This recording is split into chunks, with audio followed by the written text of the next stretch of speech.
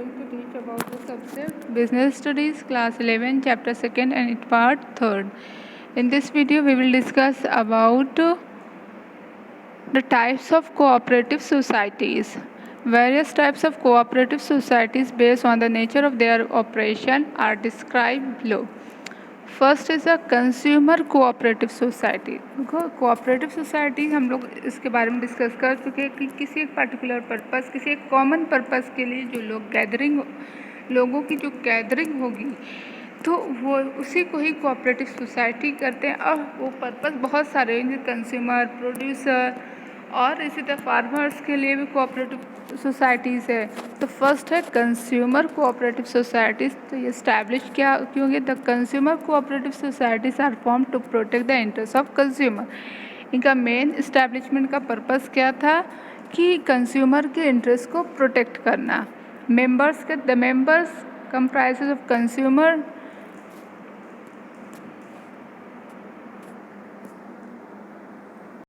The member comprises of consumer desirous of obtaining goods quality products at reasonable prices.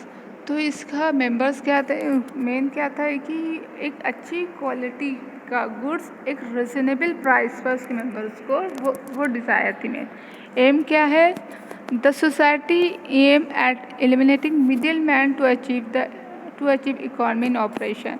तो जो इसमें role middle man का है उसको क्या है हटा देना और जो इकॉनमी एंड ऑपरेशन उसको अचीव कर लेना। तो ये होगा कैसे कि डायरेक्ट जा कर के होलसेलर से वो लोग कांटेक्ट करते थे, वहाँ से गुड्स जो है परचेस करते थे। रिटेलर के पास ना जा कर के डायरेक्ट होलसेलर के पास जाते थे। अब प्रॉफिट इफ़ एनी, अगर कोई भी प्रॉफिट हुआ तो वो डिस्ट्रीब्यूटेड होता था on the basis of either their capital contributed to the society. तो फिर जितना भी पैसा कंट्रीब्यूट किया गया था सोसाइटी को उससे, तो उसी के बेसिस पर क्या हो जाता था, प्रॉफिट डिस्ट्रीब्यूट हो जाता था। सेकेंड है प्रोड्यूसर कोऑपरेटिव सोसाइटी। तो यहाँ पे मेन क्या है कि प्रोटेक्ट करना किसके interest of the small producer. जो स्मॉल से प्रोड्यूसर्स होते थे उनके इंटरेस्ट को प्रोटेक्ट करना। और जो हमारे बहुत बड़े जो कैपिटलिस्ट होते थे उनका मेन एम क्या था कि फाइट करना against the big capitalist and enhance the bargaining power of the small producer की बार्गेनिंग पावर को इन्हांस करना, बिग जो कैपिटलिस्ट थे उनके अगेंस्ट फाइट करना।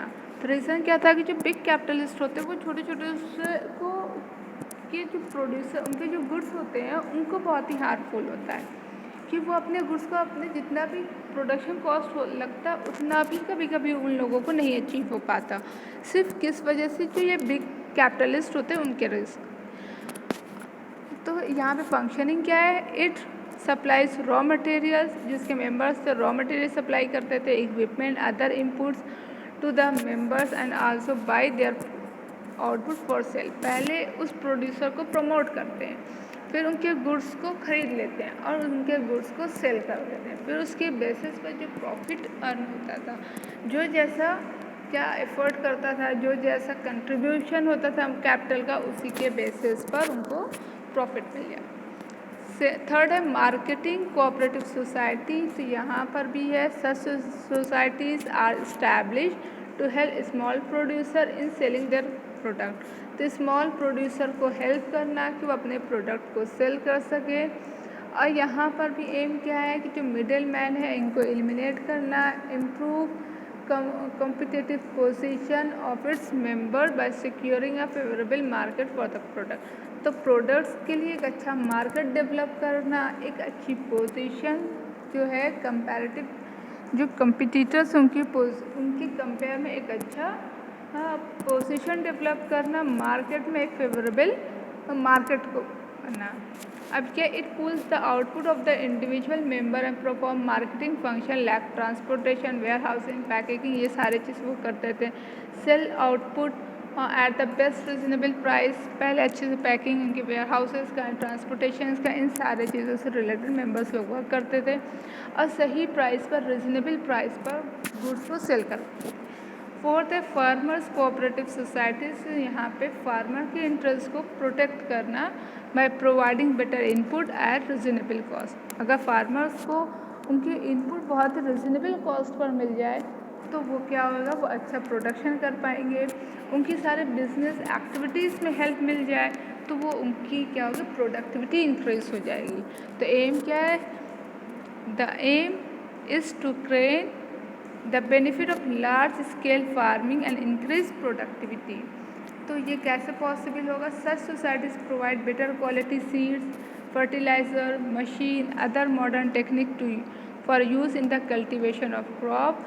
This help not only in improving the yield and return to the farm. सिर्फ ये हमारे प्रोडक्शन को ही नहीं बल्कि एक फार्मर्स को भी एक अच्छा रिटर्न मिलता है क्योंकि वो बहुत ज़्यादा एफर्ट करते हैं।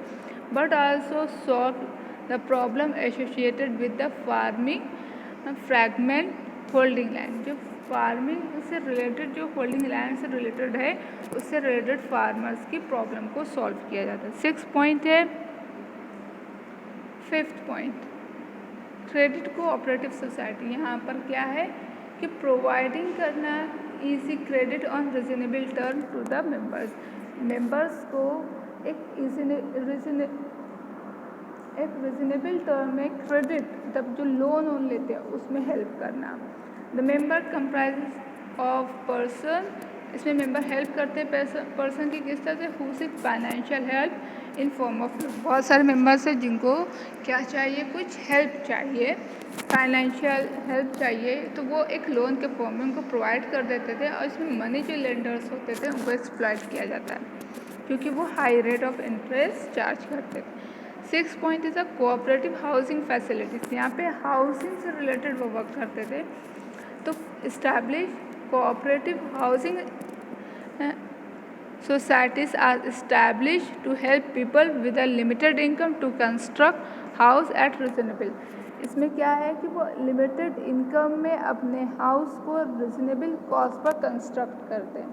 कैसे, the member of the this societies consist of people, सारे पीपल्स क्या मिल जाएंगे, which are the who are desirous of procuring residential accommodation at lower cost.